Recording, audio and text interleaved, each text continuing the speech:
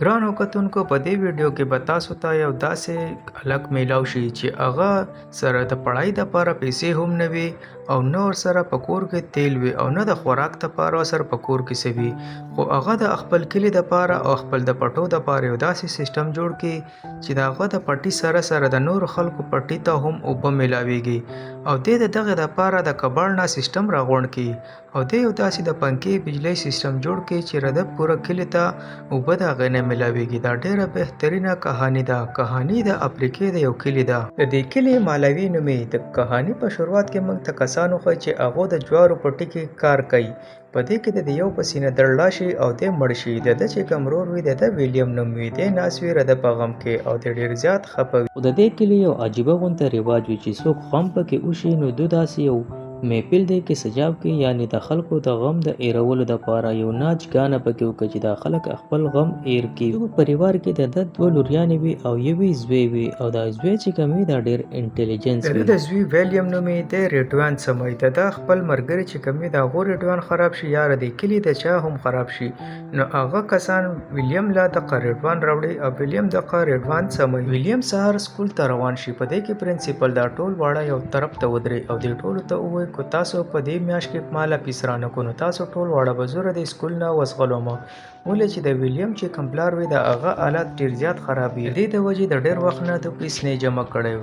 بل طرف ته د ویلیم چې کوم ټیچر وي هغه ویلیم ته ووایي چې ته زر فیس جمع کړه که نه تا به د سکول نه وباسي. اصل کې دی د ویلیم په خور باندې مین وي دا ټیچر.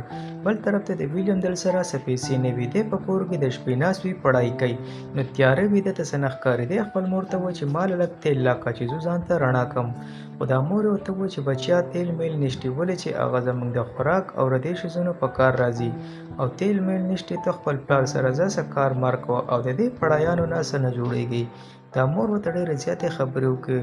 خو ویلیم لاړ شي سهار کباړ ته چې یعنې د کباړ نه ځان له سره وړم. دا داسې یو کباړ وي چې خلکو سره چې څه کچره وي هغه راوړي دلته غوځاري.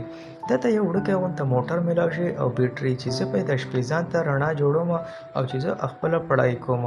بل طرف ته په دې کلي کې کسان راغلي هغه د خلکو ته وایي چې تاسو به موږ باندې خپلې ونې راخرڅې کوئ او موږ به د هغه تاسو له ډېرې پیسې راکړو.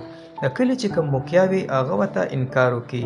د مکیا سره صرف د ویلیم پلار چې وي هغه شریک شي. د کلي دا نور خلک خپلې ونې خرڅې کړي. د هغې مین ریزن دا وي چې په دې کلي کې د خوراک دپاره څه نه وي نو دا خلک وایي چې موږ دغه ونې خرڅې کړو نو موږ ته به څه پیسې میلاو شي او زموږ د کور د یو څو ورځې روټۍ دال خو به پوچېږي.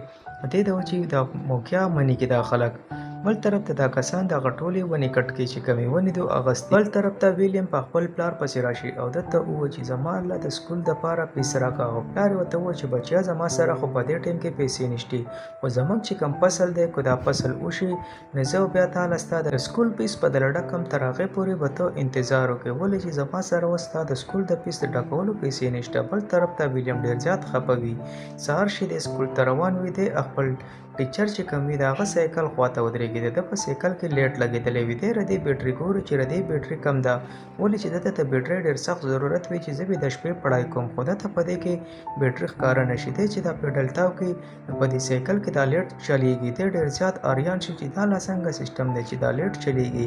بل طرف ته ویلیم د هغه هلکانو سره وباسي چې کوم هلکانو فیس نه ډک کړی. دو د ډېرې میاشتو نه فیسونه نه ډک کړي. دې د وجې د سکول نه وباسي. بل طرف ته ویلیم ډېر پریشانه وي. د ده د پړای سره شوق وي خو د پړای څه ذریعه نه وي.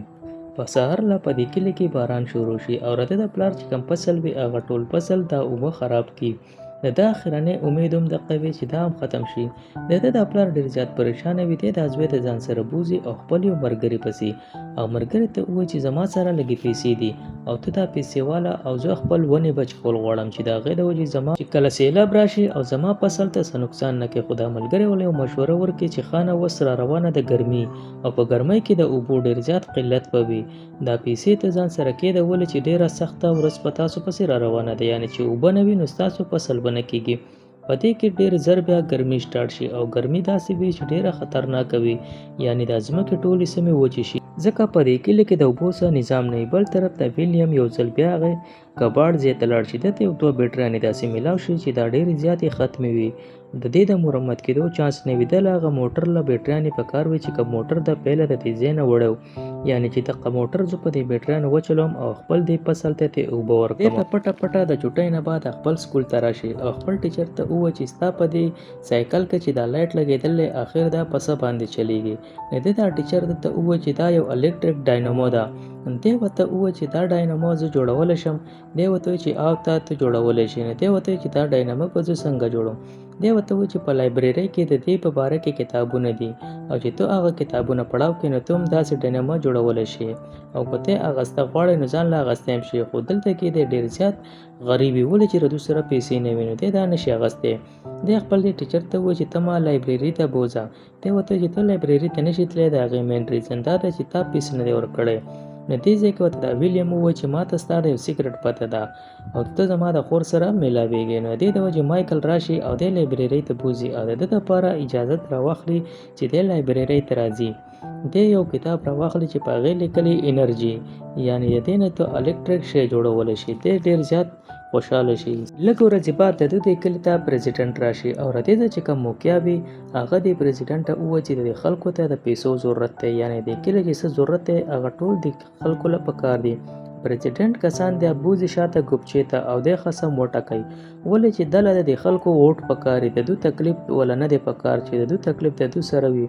بل طرف ته د ویلیم پلار ته پته ولګي چې څه کول دی هغه موږ له پخپله کول دی او پریزیډنټ زموږ دپاره څه نه کوي. دې د وجې موږ له به سلار وښکل غواړي د خپل کلي دپاره. بل طرف ته ردو د فصل چې کوم وي هغه هم ډېر زیات لږ وشي. یعنې جوار دوکړی هغه ډېر زیات لږ وي. دا صرف د 2 میاشتو خوراک وي. دوی ډېر زیات پریشانه وي چې کار هم نشتی. دې د وجې رده دا پلار خپل د چھت نه پتری راوشوکوي چې دا پتری زه ویسم خرڅ کړم. دلته کې په رډیو باندې دی یو خبر واوري چې ډېر زر د اناج قیمت چې دی هغه به ډېر زیات ګران شي. ویلیم دا پلار چې کوم وي دی ډېر زیات خفه شي. بل طرف ته رده دې کلي ته د حکومت طرف نه یو ټرک راشي. یعنې په دې ټرک کې چې کوم راشن وي دا لږ په ارزان ریټ باندې ورکوي. د ویلیم مور چې کوم وي هغه دې له لږې پیسې ورکوي چې ته ورشه لږ اناج راوړه. دلته کې دی زوی راولېږي اناج له او شاته نه رده کور ته یو 2 غله راننوځي.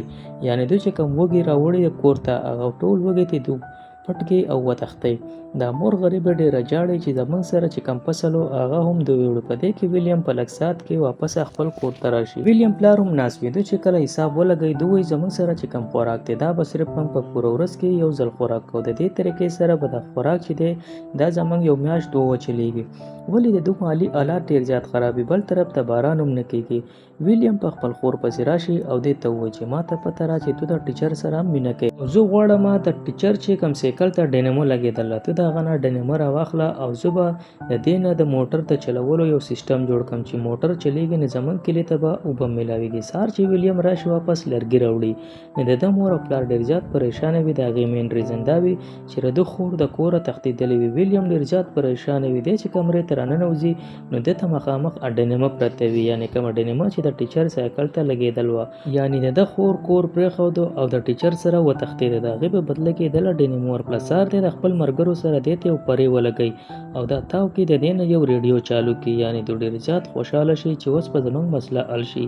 دا ټول ملګري لاړ شي کباړ ته او د وینډ ټرباین دپاره سیسټم جوړوي. دی خپل پلار پسې راشي او خپل پلار مخامخ هغه پنکه کېږدي او د هغې نه ریډیو چالو کړي. د ده پلار چې کله دا وګوري د ده پلار په سمجھ کې دا نه راځي.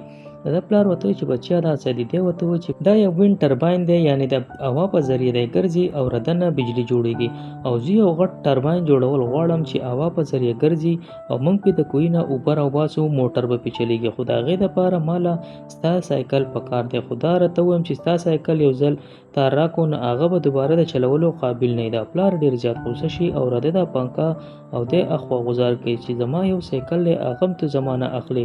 زما سره خو نور څه نشته. دی ته وایي چې زما سره په پټو کې کار کوه ته دا وینډ ټرباین یې پرېږده. ویلیم خپل د پلار سره بیا په پټي کې لګیای کار کوي. دی ډیر زیات خپه ناست وي. دی چې کور ته راشي چې وګوري د دغه ټول ملګري خپل سامان پیک کوي او د دې کلي نه ځي. دی ورته وایي چې آخر تاسو چېرته ځئ؟ ده ورته وایي چې خانه په دې کلي کې خو د خوراک دپاره څه نشتي. دی ورته وایي چې زه به یو وینډ ټرباین جوړوم، په هغې باندې به زموږ پوره پټو ته اوبه میلاویږي. د ده دا ټول ملګري لاړ شي د ده سره. د ده پلار ته ووایي چې موږ له سایکل راکړه چې موږ یو وینډ ټرباین جوړ کړو. خو د ده پلار ډېر زیات غوسه شي او د هلکان ټول د دغه ځای نه وځغلي. بل طرف ته د ویلیم چې کومه مور وي هغې ته پته ولګي چې زما مور مړه شوې دي. هغه ډېره زیاته خفه وي. ویلیم سهار د کوره چې راوځي چې وګوري د سپی مړ شوی وي. د هغې مین ریزن دا وي چې د هغه د خوراک دپاره څه نه میلاویږي او په ده کې هډوکي هم ښکاره شوي وي. ویلیم ډېر زیات خفه وي. بل طرف ته د پلار ته پته ولګي چې حکومت زموږ مدد نه کوي، خو موږ له څه نه څه لاره وښکل پخپله پکار دی. ویلیم د پلار ویلیم ته ووایي چې ته که زما سایکل باندې دا مسله حل کېږي، ته زما سایکل واخله او چې ته د هغې نه څه جوړی هغه ته جوړ کړه. ولې چې زما سره څه بله لاره نشته، موږ له به بل لار وښکل پکار وي. دوی سهار د سایکل یو مصري له راولي، په مصري باندې د دې ټولې پرزې کټ کړي. ویلیم ډېر زیات خوشحاله وي او د ده د ملګري د ده دپاره د ملګري د سره ډېر زیات هیلپ وکړي او یو غټ غونته ټاور جوړ کړي او هغې ته د پاسه هغه پرې وخیژي. د هغه سایکل ډنمونه خپل یو سیسټم جوړ کړلی او دی چې بره دا پرې کله ولګوي نو دا وینډ ټرباین په تاوېدو شروع شي او دوی دا پیپ کوهي ته ورکوز کړي. دا یو موټر راوړی کباړ نه او دغه موټر پې چالو کوي. بل طرف ته د پلار او دا ټول خلک په پټو کې لګیایي. لږ ساعت بعد چې کله دا بیټرۍ د دې وینډ ټرباین نه چارج شي نو د دې کوهي نه اوبه راوخیږي او د کلي دا خلک چې کله دا اوبه ویني نو د ده د خوشحالۍ څه حد پاتې نه شي. ولې چې اوس پر دوی دې پټو ته په ګرمي وي او که یخني وي دوی ته به اوبه میلاویږي. دا یو داسې کار و چې ناممکن او د دې کلیواله د خلکو د مخې خاص تر د ویلیم د پلار. دا ټول د ویلیم د محنت نتیجه وه او د هغه د لګن نتیجه وه. د ویلیم پلار ډېر زیات خوشحاله شي او دی ویلیم له غاړه غاړې ورشي. څو ورځې بعد چې کله د وګوري د ده په هغه پټو کې فصل راختلی وي. د کلي دا خلک ډېر زیات خوشحاله شي. دا صرف یو ریزن وي چې د ویلیم د وجې که ګرمي وي او که یخني دا فصل به اوس د دوی راخیږي. ویلیم یو ځل بیا وینډ ټرباین ته بر وروخیږي او دی چې چارو طرف ته وګوري نو په دې پوره کلي شین شوی وي، یعنې فصل راختلی وي.